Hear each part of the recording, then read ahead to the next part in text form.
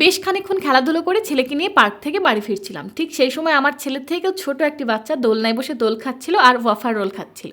ছেলে দেখে মুখে কিছু না বললেও ওর মনটা হঠাৎ করেই খারাপ হয়ে গেল দেখে বেশ বুঝলাম ওয়াফার রোলটা ওর বড্ড খেতে মন চাইছে। বাড়ি ফিরতে ফিরতে কিরে মনটা খারাপ হয়ে গেল যে, কিছু বলবি বলতেই বলল, না মাম্মা, অন্যের খাবারের দিকে তাকাতে নেই আর কারোর কাছে কিছু চাইতে নেই।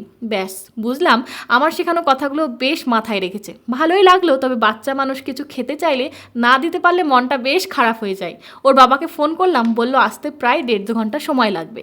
সেটা শুনে ভাবলাম এত কিছু ঘরে বানাই, এটা কেন বানাতে পারবো না। সেই মতোই বেশ কয়েকটা রেসিপি দেখে ছেলেকে পড়তে বসতে বলে রোলটা বানাতে বসলাম। হ্যাঁ, একটু সমস্যা হচ্ছিল, গরম তাওয়া থেকে গরম গরম ওয়াফার রোলগুলো হাত দিয়ে উল্টাতে হচ্ছিল।